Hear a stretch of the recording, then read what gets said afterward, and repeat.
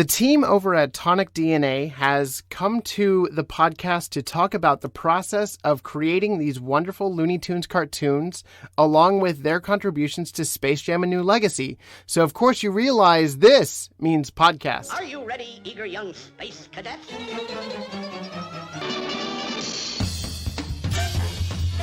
Meep, meep. I saw a pussy cat. That is the limit.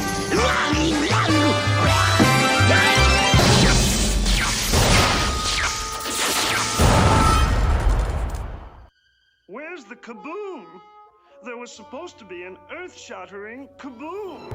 Hello, and welcome to, of course, you realize this means podcast. I'm your host, Jonathan Graves, and with me today, it is my pleasure to bring to you two of the minds behind Tonic DNA. They are working with the Looney Tunes to bring you new content in the form of the HBOMax series Looney Tunes Cartoons, as well as bringing to life the characters in that feature film from 2021, Space Jam: A New Legacy. They've also worked on Bob's Burgers, the movie, and Central Park, along with the newly released Disenchanted on Disney Plus currently. Please welcome to the show, Alain Sequin and Todd Shaffer. Hi, guys. How you doing? Good. It's great to be here. Very good. Yeah. Thanks for having us. Glad to have you. Glad to talk to you about these shorts, about bringing life back into the world of Looney Tunes in this new way. It's retro, but it's got a modern sensibility with their humor.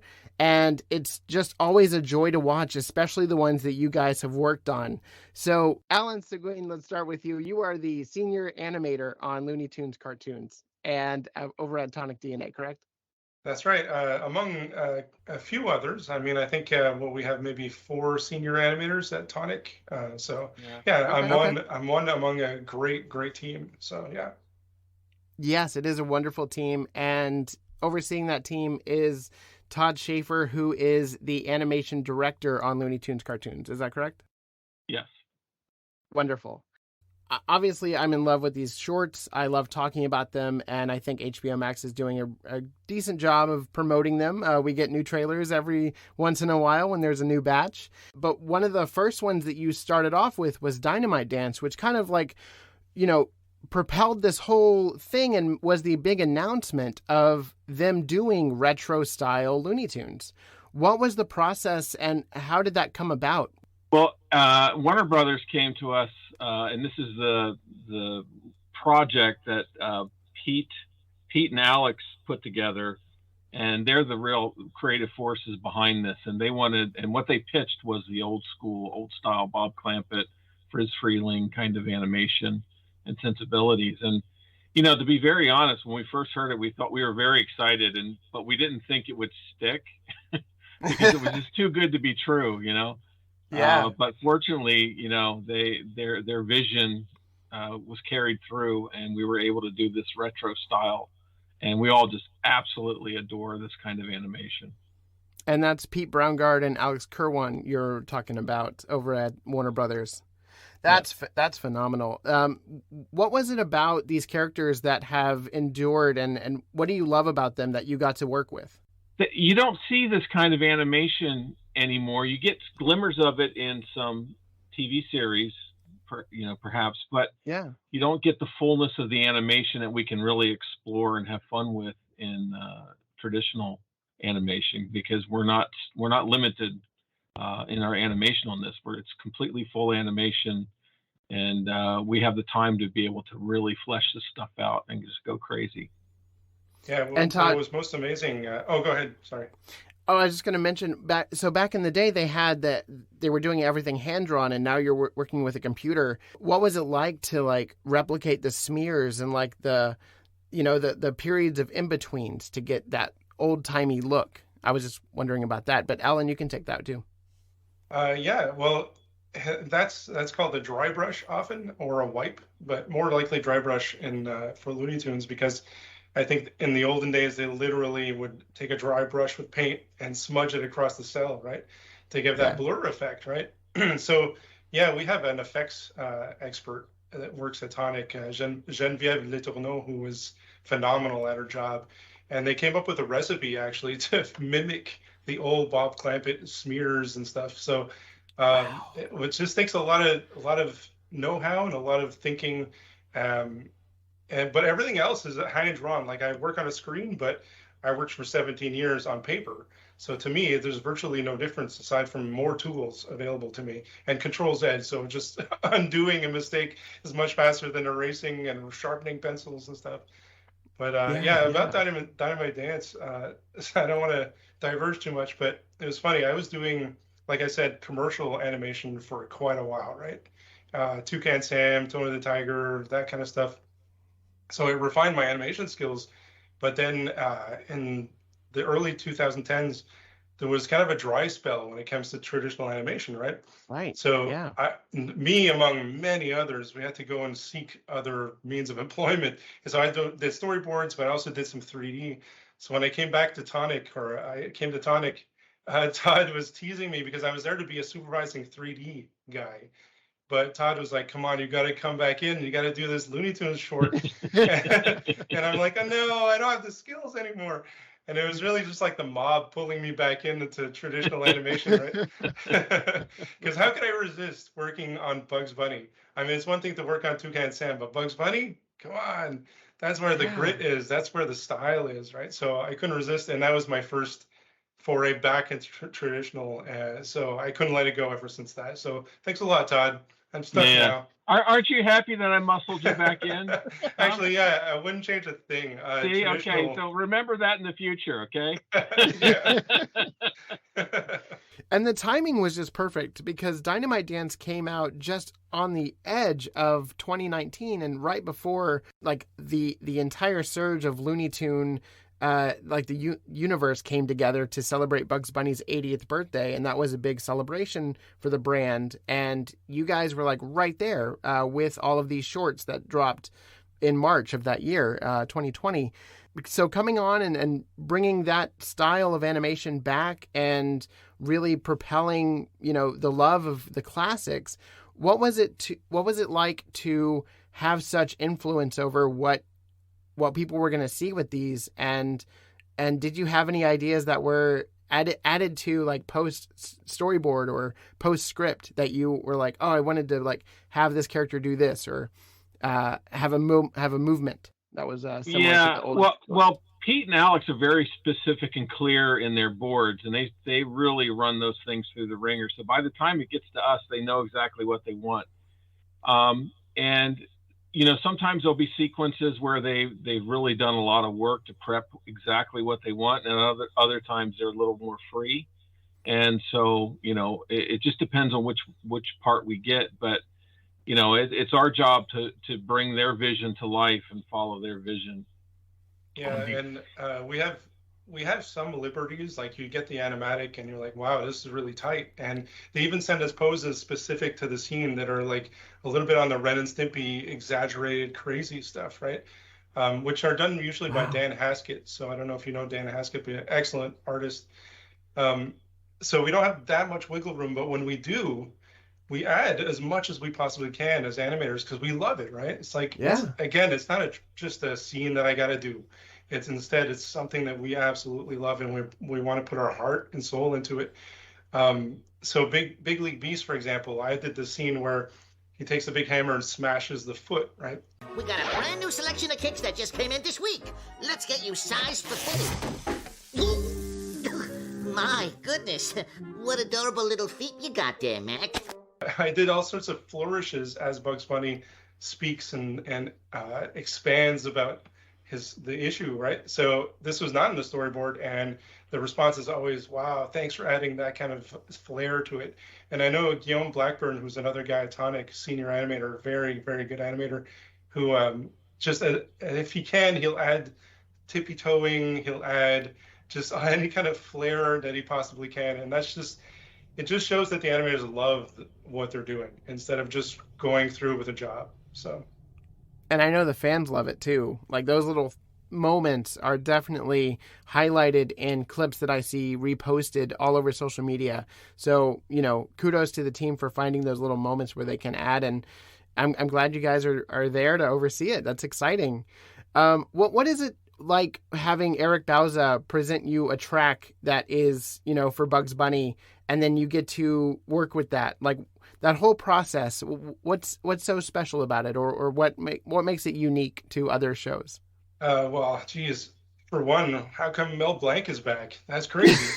Right? Right?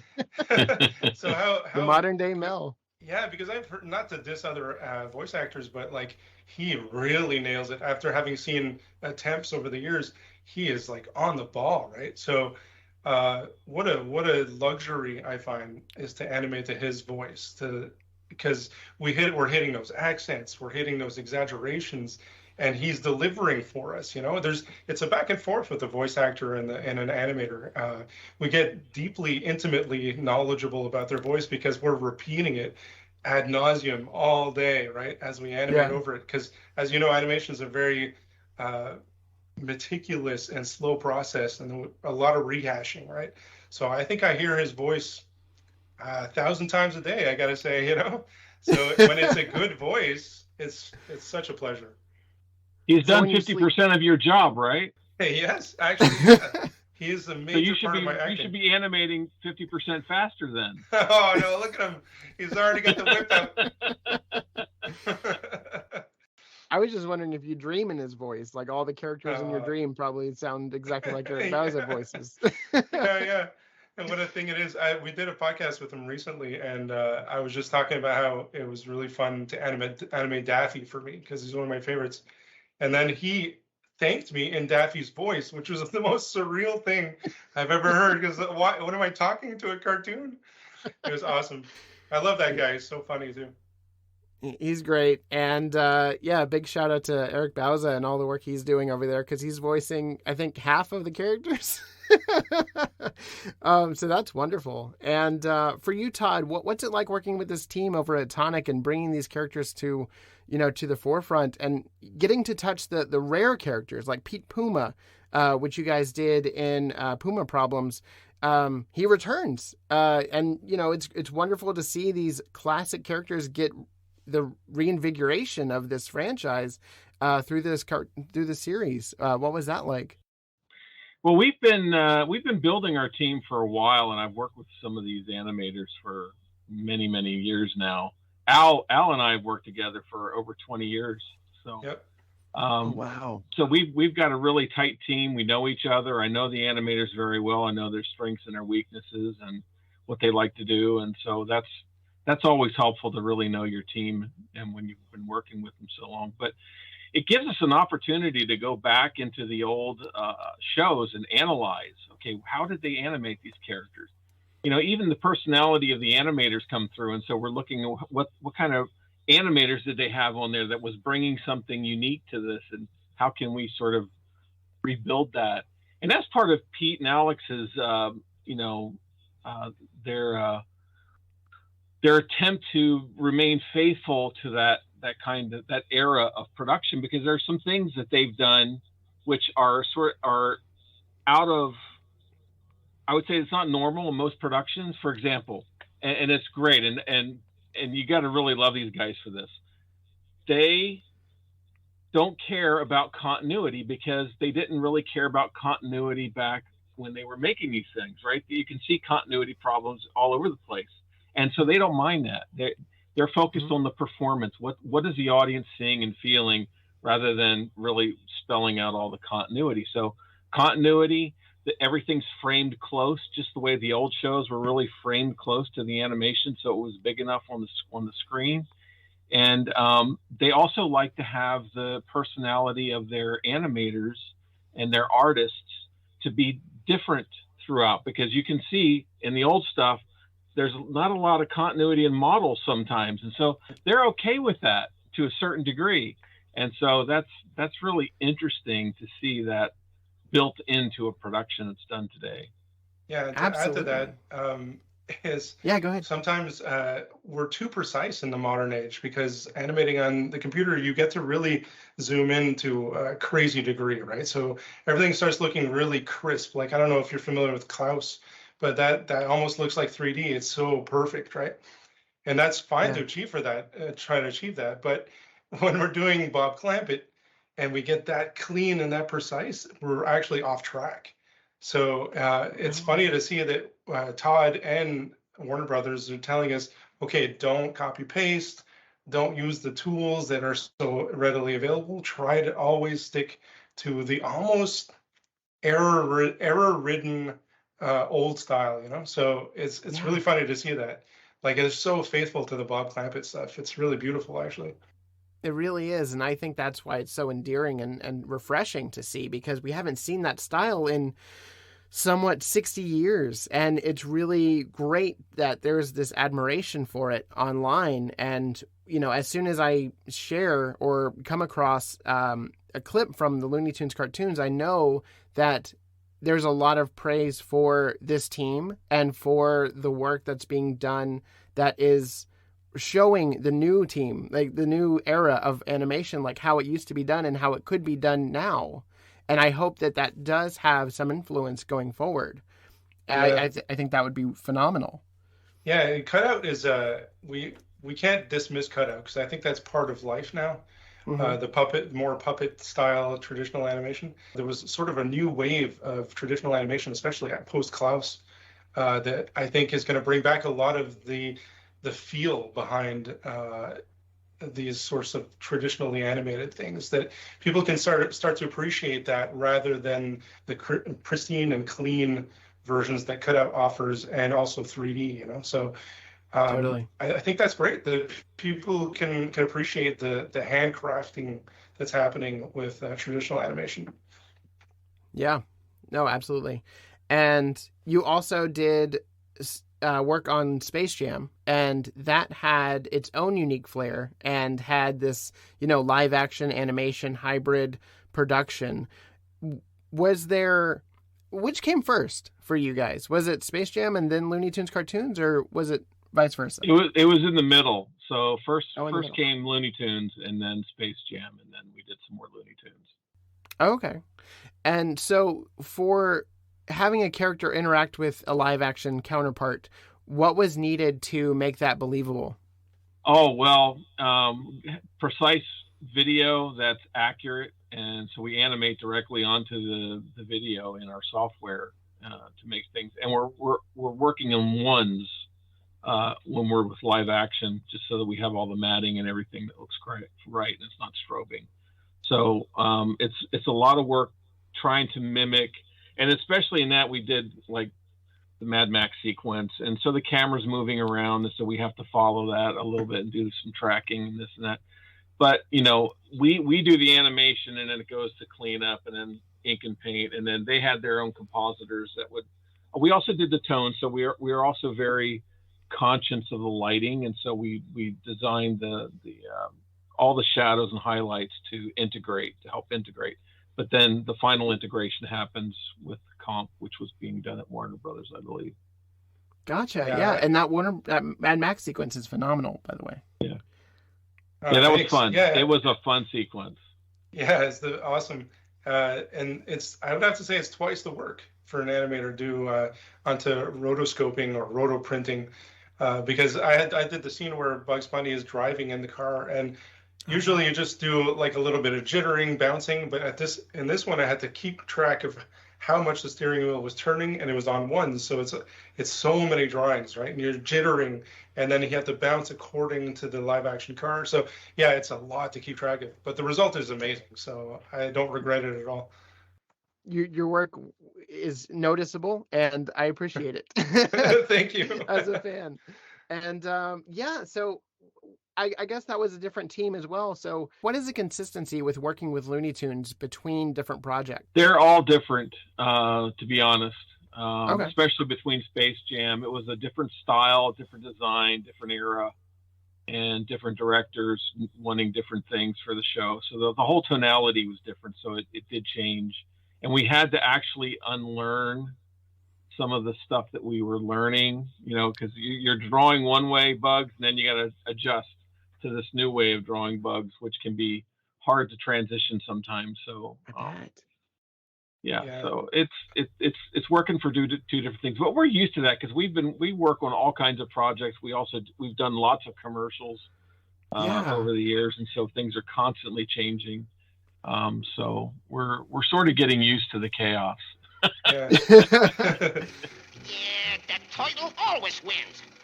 How does he do it? Bugs Bunny, from the old Bob Clampett to the Space Jam one. Bob Clampett was it's almost more feral in his attitude and his behavior as well, but also his appearance. He has this more sloped forehead, animalistic eyes, like they're more sharp. Mm-hmm. And he behaves in a way that's more almost more sadistic. And then you look at the Space Jam Bugs Bunny is a lot more cool, a lot more sarcastic, and his appearance is much different. It's got the Chuck Jones sort of wide cheeks, instead of the poofy rounded ones. So yeah, it's like Todd says, it's virtually a different project altogether. Hold up, Doc. So you want me, a talking cartoon bunny, to play with you, an NBA superstar, in a high-stakes basketball game? Sounds awfully familiar. Yeah, I think the different tonalities definitely come across, and they work for the individual project that they're being used for.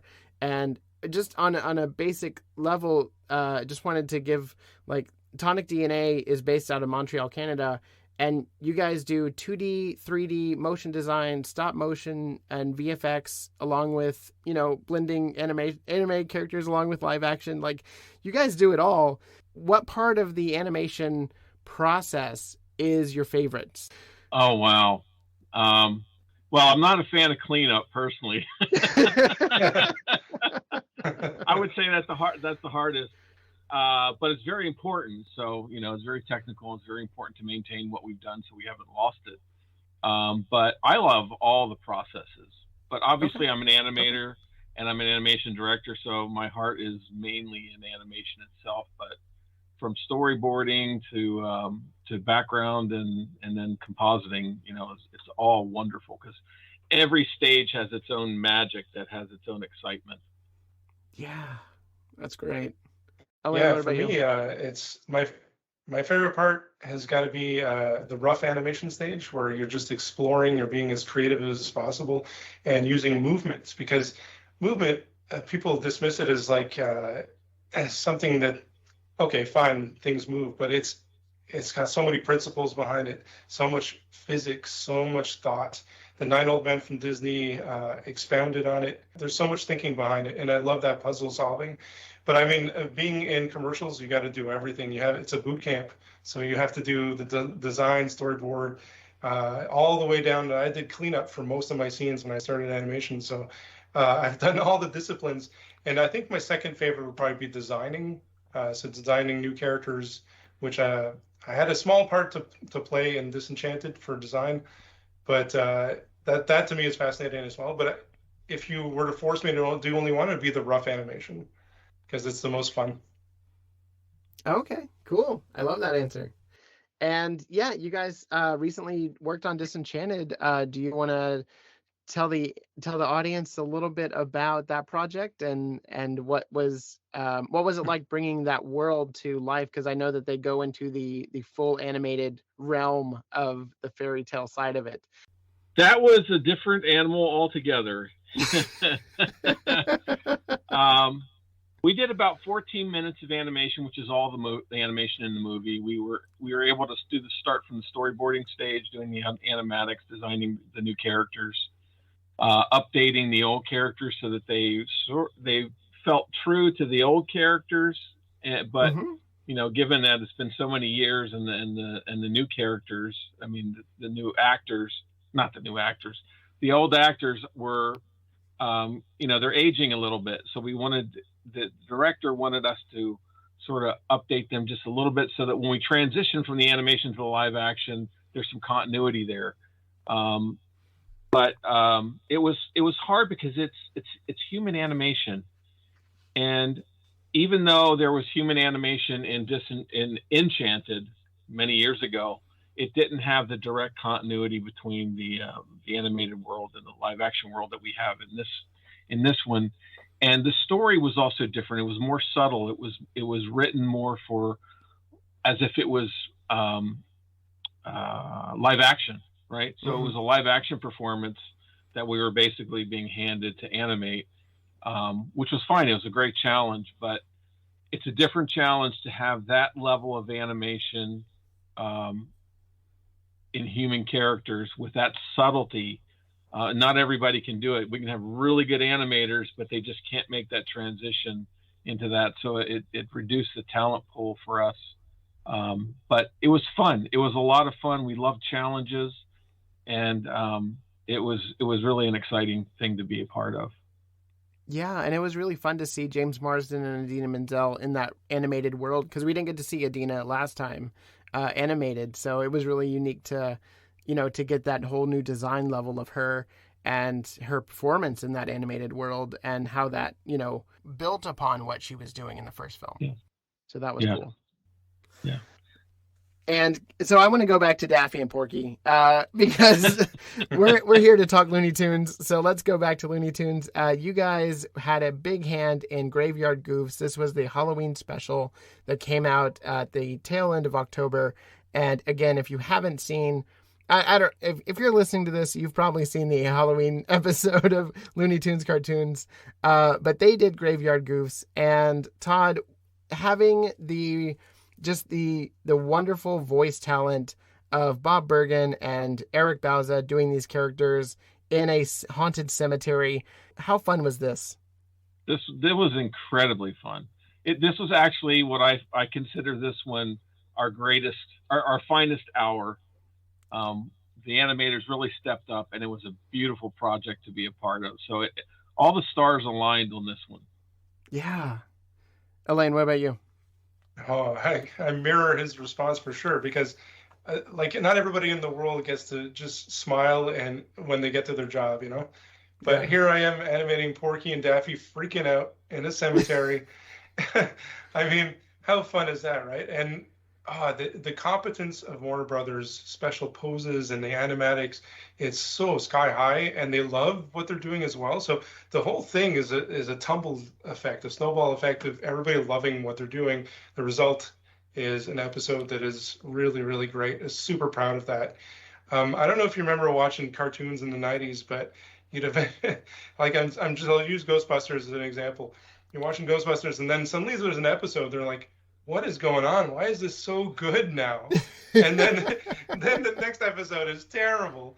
Well, I have a feeling that Graveyard Goofs is one of those really good ones, and it's not to boast or anything, but it's because everybody loved working on it.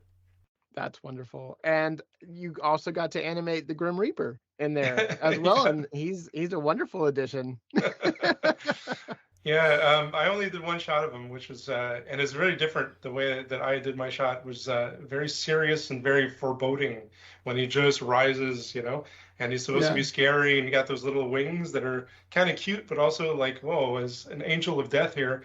So it was fun to do that kind of foreboding thing and then go back to Daffy and Porky freaking out. I did the shot where they go almost into the camera with their take, and then they so it's like the juxtaposition of the serious tone and then the wacky tone is just so wonderful. That squash and pull of their faces, I thought, was really unique and definitely stood out as a highlight for sure. Yeah. Were there any inspirations that you guys took from the early 40s cartoons? Because I feel like I've seen that, the skeletons coming up in that pattern before, but I can't place it. Was that all unique though? There was a skeleton dance that's been done before in Warner Brothers, and that was actually one of our references that we pulled apart and looked at to help us with that, so that we were true to that era. It's almost a parody of it, right? Yeah. Nice. But to me, it reminded me a lot of the Abbott and Costello. Oh films yeah. As well, with the horror, which is those were just a riot as well. So they had that sensibility. Yeah, and it's as timeless as those, I think. Yeah. I will be watching this for many, many years, and it'll be a constant highlight for my Halloweens. So thank you for that. Also, you got to think about the writing behind these, right? Because it's really exceptional writing. It's rare that I'm going to work on a cartoon, an animated show, and I'm laughing out loud. It's just because I guess it never tickles the right funny bone. But in this one, or all of the Looney Tunes we worked on, it's funny. And that's rare for a gag-oriented show now, because you grow up and you get jaded. But This is all such good writing. So I'm not sure who wrote that. You probably tell me actually, but kudos to that guy or that girl. Andy Gonzalez that we had on the podcast as well. Oh, it was him. He's great. Yeah, so like the comedy joined the artistic team. See what I mean by everybody loved every part of it? So the result was such a nice episode.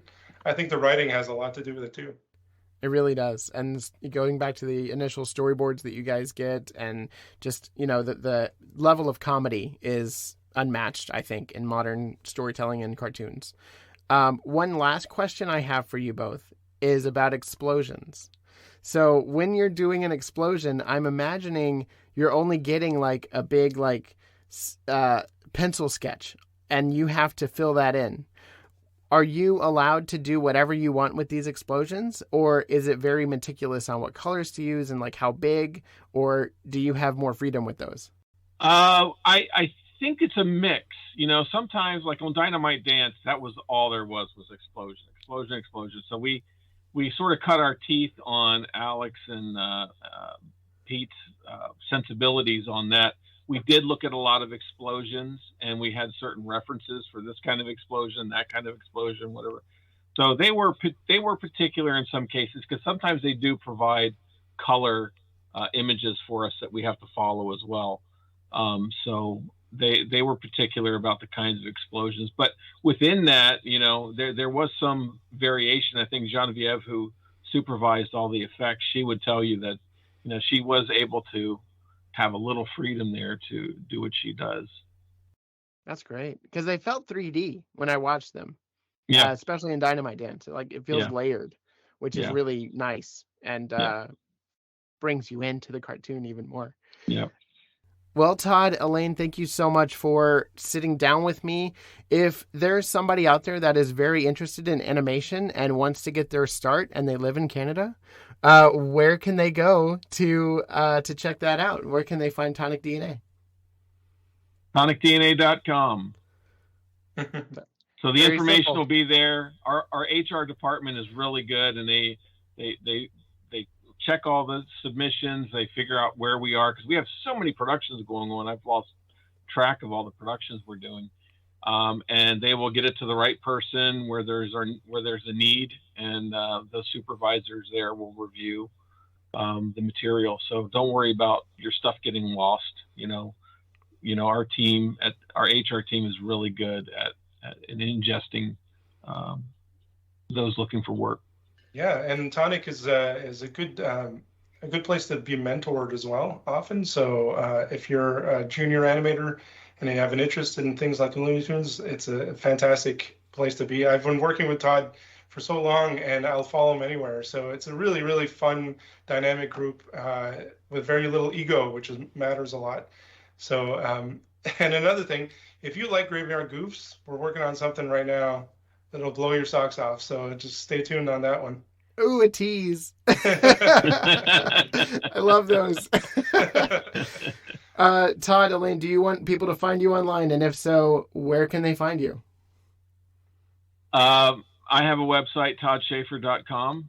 I generally put stuff there that's relevant to what I'm doing, but I'm so busy I don't update it all that much.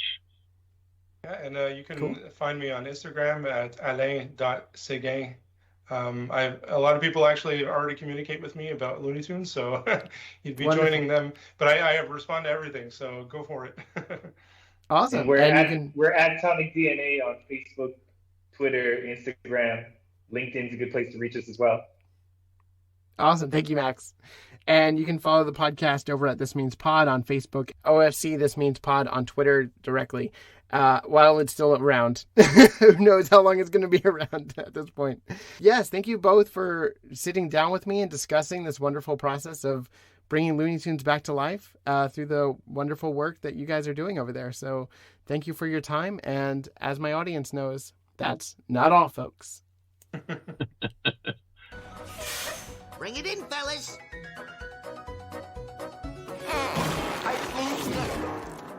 Oh boy, here's my 10-piece living room set.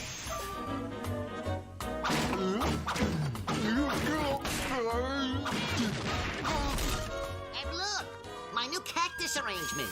My barbed wire of the Mud Club and those free-range piranha I've been waiting for.